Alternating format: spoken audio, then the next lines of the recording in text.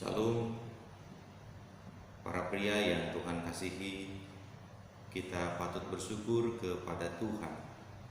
Di akhir pekan ini kita masih diberikan kesempatan untuk memuji serta memuliakan nama Tuhan.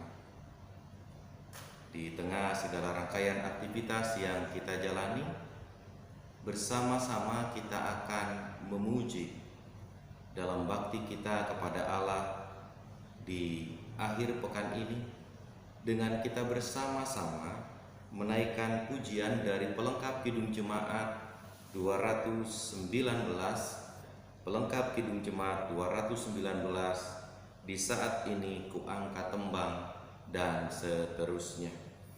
Di saat ini kuangkat tembang, kuangkat tembang bagi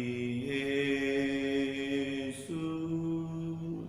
Di saat ini ku ucap syukur, ku ucap syukur padanya.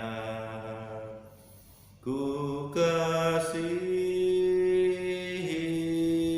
Engkau, ku kasihi Engkau, ku kasihi Engkau, Yesus Tuhanku.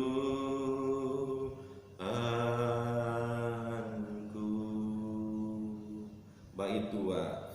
Di saat ini ku datang Tuhan, ku datang bersujud padamu.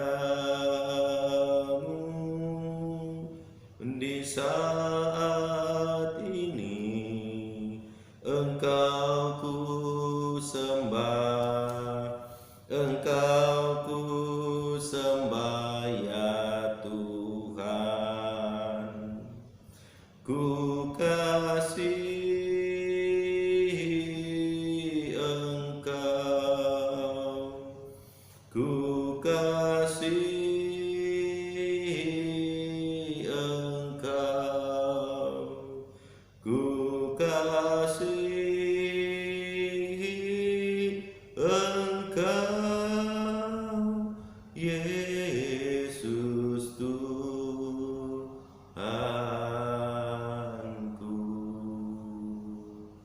Mari para pria yang Tuhan kasihi, kita naikkan doa syukur kita, sekaligus kita akan merangkainya dengan doa untuk pembacaan Alkitab. Mari berdoa. Di saat ini kami datang kepadamu ya Tuhan, menaikkan tembang dan syukur kami ke hadirat Tuhan. Di saat ini kami datang bersujud kepadamu ya Tuhan, datang berserah diri menaikkan bakti, dan dalam kerendahan hati kami tundukkan kepala kami dengan kami memohon kepadamu. Biarlah segala rangkaian bakti yang kami naikkan di sepanjang hari ini, di sepanjang akhir pekan ini, Tuhan sertai, Tuhan berkati, sehingga rangkaian bakti yang kami naikkan pada akhirnya berkenan di hadapan Tuhan. Bersama dengan para pria yang menaikkan bakti dari tengah-tengah keluarga masing-masing, kami memohon Tuhan, betapapun kami menaikkan bakti di rumah kami masing-masing secara pribadi, maka Tuhan kiranya berkenan untuk menyertai dan memberkati kami, sehingga relasi yang kami bangun sebagai kaum pria sungguh tetap menjadi relasi yang mengutuhkan hubungan kami dengan Tuhan. Bersama dengan umat Tuhan yang berbakti dari rumah, kami juga memohon ketika hendak membaca dan mendengarkan kebenaran firman Tuhan, maka Tuhan tuntunlah kami kuasailah kami oleh kuasa Roh Kudus, sehingga apa yang kami dengar, apa yang kami baca serta renungkan bersama itu dapat menguatkan iman dan percaya kami. Bahkan itu dapat menjadi pembelajaran berharga untuk kemudian melalui pembelajaran itu kami dapat mempraktekkan iman dan percaya kami seturut kehendak-Mu. Kini berfirmanlah dan berkata-katalah kepada kami Tuhan, selaku kaum pria. Kami sedia mendengarkan dan melakukan kebenaran sabda-Mu itu seturut kehendak-Mu. Dalam nama Tuhan Yesus, yang kami yakini sebagai firman yang hidup, kami berdoa dan memohon kepadamu. Amin.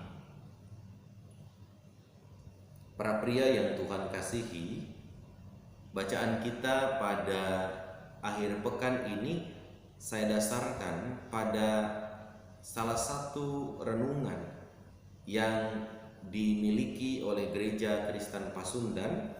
Saya dasarkan melalui bagian dari Renungan Sahabat edisi Januari-Februari, tepatnya untuk hari ini, Sabtu 6 Februari 2021.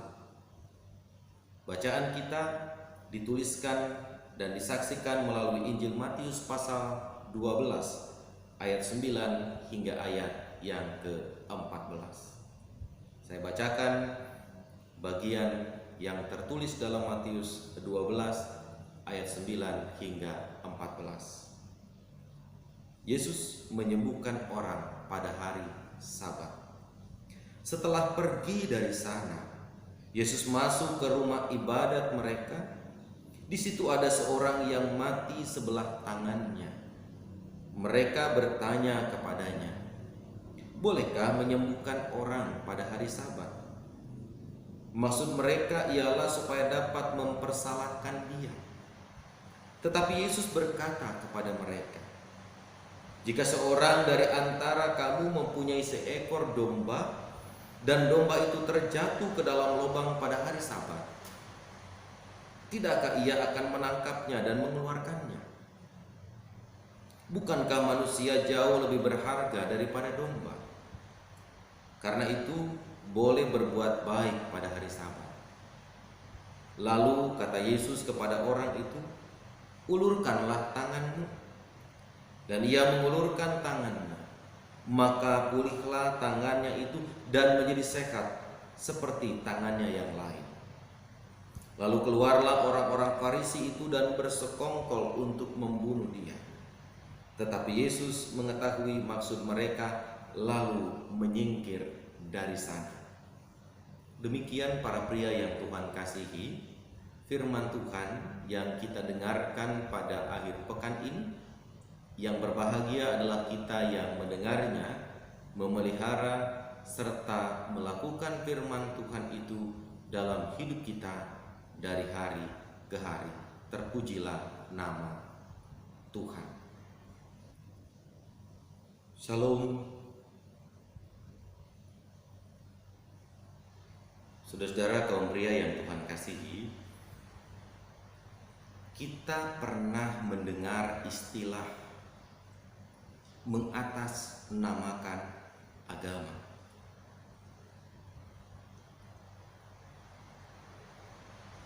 Istilah mengatasnamakan agama seringkali dipakai dan digunakan oleh kelompok-kelompok tertentu dalam rangka melakukan berbagai tindakan dan perbuatan dengan mengatasnamakan agama. Agama dijadikan sebagai alat dalam rangka apakah itu dalam tanda petik menertibkan lokasi-lokasi yang dianggap dilarang untuk dibuka, untuk beroperasi di tengah-tengah kehidupan masyarakat. Dengan mengatasnamakan agama, beberapa orang atau sekelompok orang mencoba menghentikan operasional dari sebuah tempat hiburan malam atau dari tempat-tempat yang dipandang tidak layak beroperasi. Di luar istilah mengatasnamakan agama atau atas nama agama, kita juga mungkin pernah mendengar istilah mabuk agama.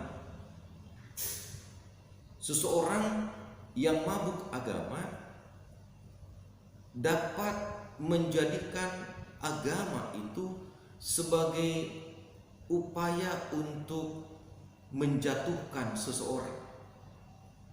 Seseorang yang mabuk agama seringkali punya kecenderungan untuk memperlihatkan sebuah praktek dan tindakan yang melegalkan segala praktek dan tindakan yang bisa saja itu kurang pantas dan kurang patut, sehingga mengabaikan aspek-aspek kemanusiaan, aspek-aspek etika yang berlaku di tengah-tengah kehidupan kita bersama. Saudara-saudara, kaum pria yang Tuhan kasihi, beragama bukan berarti menjadikan agama sebagai tameng dalam rangka kita melakukan tindakan dan perbuatan yang justru tidak memperlihatkan nilai-nilai kemanusiaan. Beragama bukan berarti kemudian menjadikan kita orang-orang yang mencoba berlindung di balik kata agama, tapi melupakan nilai-nilai kepedulian dan bela rasa terhadap seseorang, terhadap orang-orang yang kita jumpai. Justru sebaliknya, orang yang mengaku beragama, orang yang mengaku menganut agama tertentu, maka apa yang terkandung di balik nilai-nilai agama itulah yang seharusnya dipraktekkan dalam kehidupan sehari-hari, bukan sebaliknya. Agama dijadikan sebagai perisai, dijadikan sebagai pelindung yang justru membuat orang yang mengaku beragama itu menghalalkan dalam tanda petik atau melegalkan tindakan-tindakan yang justru memperlihatkan ketidakpedulian dan tindakan-tindakan yang justru mengabaikan nilai-nilai kemanusiaan. Dalam bagian yang disaksikan oleh penginjil Matius, ketika Yesus datang ke salah satu rumah ibadat, seperti biasa, saudara-saudara kaum pria dalam perjalanan pelayanannya, di mana Yesus menempuh perjalanan dari satu kota ke kota lain atau dari satu desa ke desa lain, maka dia akan mampir ke rumah ibadat. Jika dalam perjalanan itu Yesus menjumpai ada rumah ibadat. Di rumah ibadat itu dalam tradisi Yahudi, Yesus beribadat. Tapi sekaligus juga dalam tradisi Yahudi, seorang asing yang beribadah di rumah ibadat itu atau di rumah ibadat orang Yahudi, maka ia diberi kepercayaan untuk mengajar. Kurang lebih dalam bagian yang kita baca, penulis Injil Matius menyampaikan kesaksian bahwa ketika Yesus masuk ke salah satu rumah ibadat, maksudnya untuk beribadat, di situ Yesus melihat ada orang banyak yang juga turut beribadah.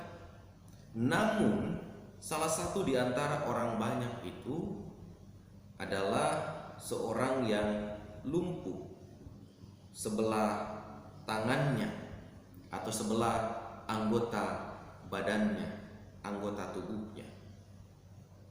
Dan orang-orang Farisi bertanya kepada Yesus, bolehkah menyembuhkan seseorang pada hari Sabat? Bolehkah menolong orang, menunjukkan kasih, menunjukkan bela rasa, menunjukkan kepedulian dan empati kita kepada orang yang tengah berada dalam kesulitan di hari Sabat? Pertanyaan orang Farisi itu tidak langsung dijawab oleh Yesus dengan boleh atau tidak boleh. Yesus tidak langsung memberikan sebuah jawaban yang diharapkan oleh orang-orang Farisi yang bertanya. Tetapi Yesus justru mencoba secara retorika mengajukan pertanyaan kembali, yang tentu saja pertanyaan itu tidak perlu dijawab secara lisan, tetapi setiap orang bisa dengan sendirinya menjawab di dalam hati. Pertanyaan retorik Yesus yang disampaikan kepada si penanya dilandasi oleh hal yang sederhana dalam kehidupan sehari-hari, bahkan hal yang begitu dekat dengan kehidupan masyarakat pada waktu itu. Yesus bertanya, jika seorang di antara kamu mempunyai seekor domba, dan domba itu terjatuh ke dalam lubang pada hari Sabat, tidakkah ia akan menangkapnya dan mengeluarkannya? Pertanyaan retorik yang disampaikan oleh Yesus hendak membuka cakrawala pandang orang-orang Farisi.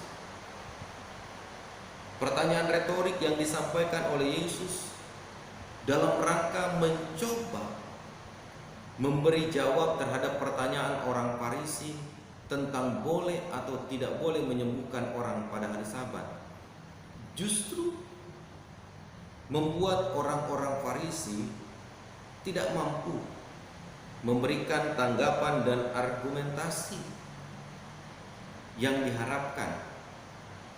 Bahkan mungkin bagi orang Farisi, pertanyaan retorik yang disampaikan oleh Yesus di luar dugaan mereka, di luar bayang-bayang mereka, bahkan di luar rencana jahat mereka. Karena pasti mereka berharap Yesus memberi jawab boleh atau tidak boleh. Saudara-saudara kaum pria yang Tuhan kasihi, orang-orang Farisi dalam kisah yang diangkat penginjil Matius bagaikan orang-orang yang mabuk agama. Hidup mereka dilindungi, hidup mereka dibungkus oleh perisai agama, dan agama itu seakan-akan menutup ruang mereka untuk berekspresi, termasuk untuk menyatakan nilai-nilai keagamaan itu kepada orang lain. Tapi dengan agama mereka mencoba mencari cara untuk menyalahkan orang lain. Mengatasnamakan agama, mereka mencari cara, mencari celah untuk menjatuhkan orang lain dan menghukum orang lain.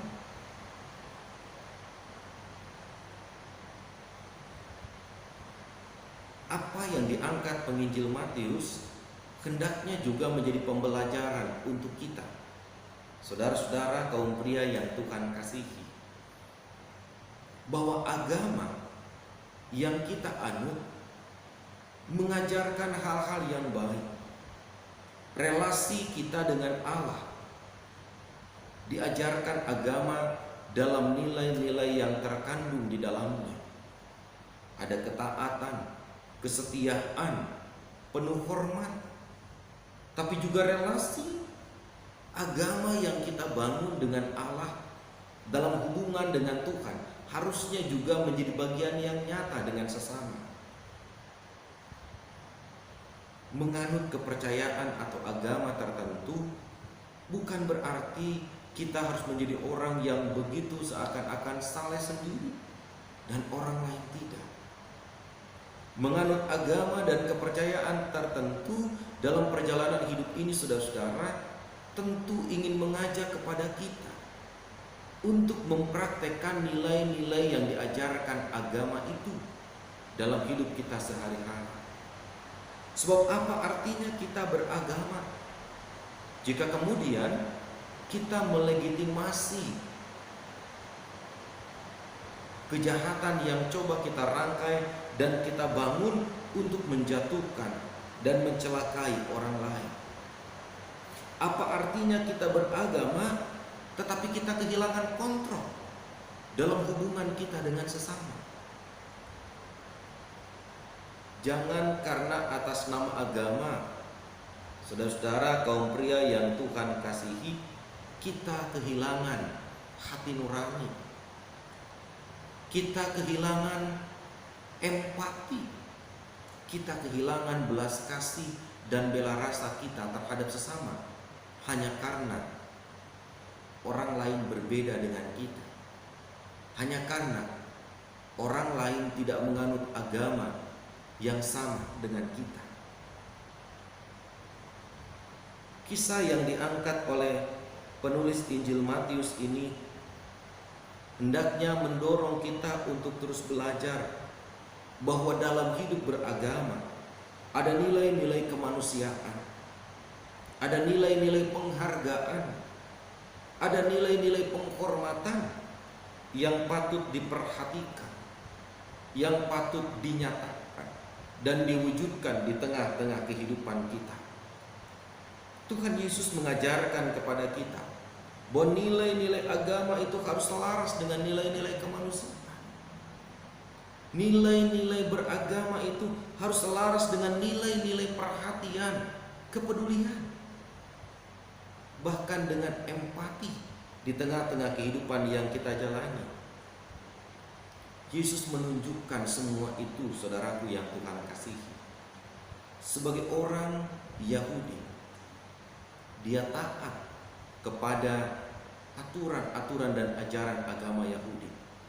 Tetapi dalam ketaatannya sebagai seorang yang beragama, maka Yesus tidak melupakan aspek kemanusiaan, kepedulian, perhatian kepada sesamanya. Baik mereka yang sesama penganut agama Yahudi ataupun bukan, termasuk perhatian kepada mereka yang lintas gender. Saudariku dan saudaraku yang Tuhan kasihi, mendekatkan diri kepada Allah seharusnya mampu dan membuat kita semakin menyadari bahwa Allah menjangkau setiap orang. Allah menjangkau mereka yang lemah, Allah menjangkau mereka yang kuat, Allah menjangkau manusia dari lintas generasi dan juga lintas strata sosial. Demikian pula dengan kita.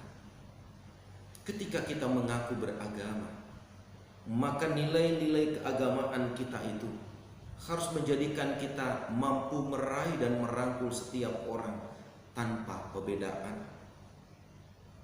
Jangan karena agama kita dimabuk oleh agama lalu tutup mata terhadap sesama. Jangan karena mengatasnamakan agama lalu kita menjadikan agama sebagai tameng yang berusaha menutup segala celah yang kita miliki. Tapi sebaliknya, dengan kita beragama, maka kita harus menjadi orang-orang yang mengasihi sesama, sama seperti Allah mengasihi kita. Tuhan memberkati kita. Amin. Saudara-saudara kaum pria yang Tuhan kasihi, kita akan menyambut firman Tuhan dengan kita menyatakan ungkapan syukur melalui persembahan. Bagi saudara-saudara yang mengikuti kebaktian dari rumah, maka persembahannya dapat disampaikan dengan dimasukkan ke dalam amplop dan diberi keterangan untuk kaum pria, lalu dimasukkan dalam kotak persembahan pada hari Minggu. Dan bagi kita yang ambil bagian bersama-sama di gereja, kita akan menghimpun persembahan. Mari kita memuji Tuhan dari pelengkap Kidung Jemaat 147 bait yang pertama saja. Di sini aku bawa Tuhan dan kata-kata seterusnya. Di sini aku bawa Tuhan, persembahkan hidupku semoga berkenan. Berapalah nilainya Tuhan dibandingkan berkat-Mu yang telah Kau limpahkan. Terimalah Tuhan, oh terimalah Tuhan. Mari kita berdoa. Firman yang kami dengar ya Tuhan mengajarkan kami kembali bahwa beragama yang benar itu bukan melupakan aspek-aspek atau nilai-nilai kemanusiaan. Hidup beragama bukan berarti kami melegalkan hal-hal yang tidak benar, hal-hal yang kami rancang dalam kerangka yang jahat untuk mencelakai sesama kami. Tapi hidup beragama harus membuat kami bertumbuh dalam penghayatan akan nilai-nilai yang diajarkan dan dianut oleh agama yang kami anut bersama. Oleh karena itu kami bersyukur untuk firman Tuhan yang mengajarkan kami belajar hidup beragama yang benar seperti yang Yesus ajarkan dan teladankan.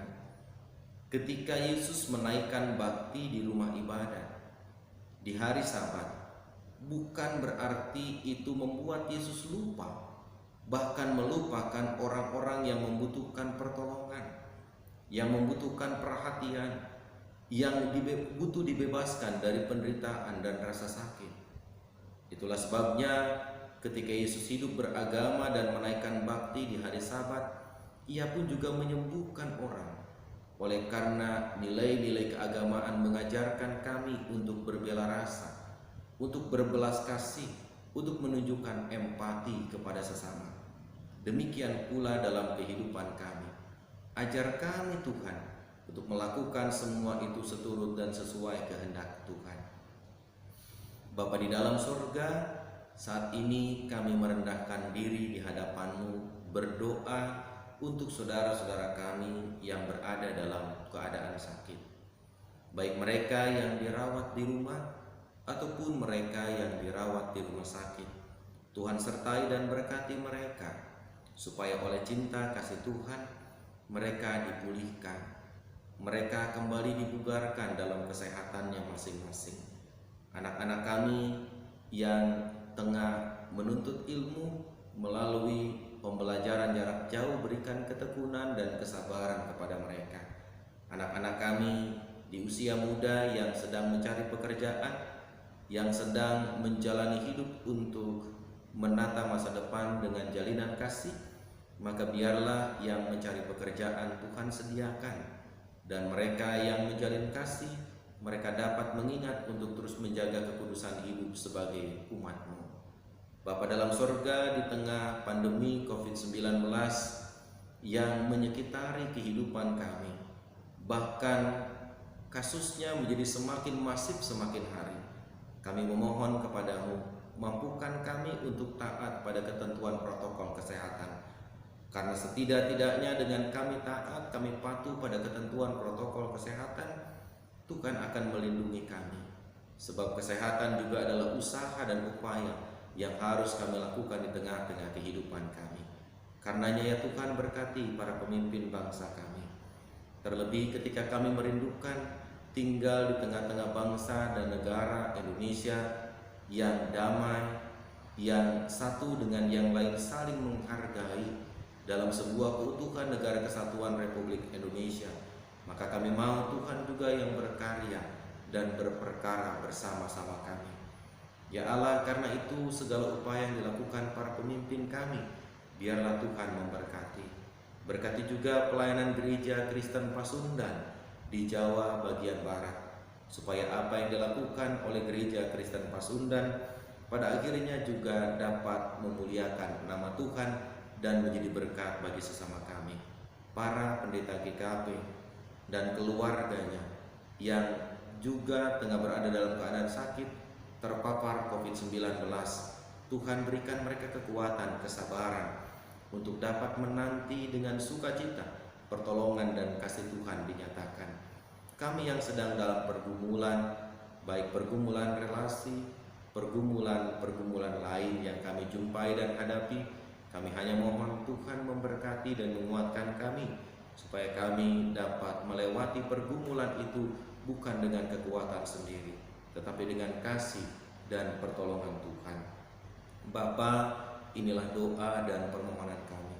Ampunkan kami jika dalam bakti kami pada saat ini ada hal-hal yang tidak menyenangkan di mata-Mu. Kami mau menyerahkan seluruh kehidupan kami, hari-hari kami, segala usaha dan pekerjaan kami ke dalam tangan pengasihan Tuhan. Utuslah kami Tuhan untuk menjadi orang-orang beragama yang mengasihi dan mencintai sesama. Dalam nama Tuhan Yesus Kristus, doa ini kami naikkan. Amin. Saudara-saudara yang Tuhan kasihi, kaum pria yang berbahagia, sebelum kita mengakhiri bakti kita hari ini, kita akan kembali memuji nama Tuhan. Kita akan membuka pelengkap Kidung Jemaat 270. Pelengkap Kidung Jemaat 270 kita akan nyanyikan bersama-sama bait yang pertama satu kali saja. Isilah mataku dengan citra salib-Mu, dan seterusnya. Isilah mataku dengan citra salib-Mu, dengan kasih-Mu penuhi hatiku. Isilah mulutku dengan syukur padamu, hidupku seluruhnya milik-Mu. Mari kita arahkan hati untuk bersama menerima berkat dari Tuhan. Kasih karunia dan damai sejahtera dari Tuhan Allah Bapa, kasih dari Tuhan Yesus Kristus, dan kasih dalam persekutuan dengan Roh Kudus kiranya menyertai saudara-saudari sekalian dari sekarang ini sampai selama-lamanya. Amin. Demikian saudara-saudara kaum pria bakti kita hari ini. Tuhan memberkati kita.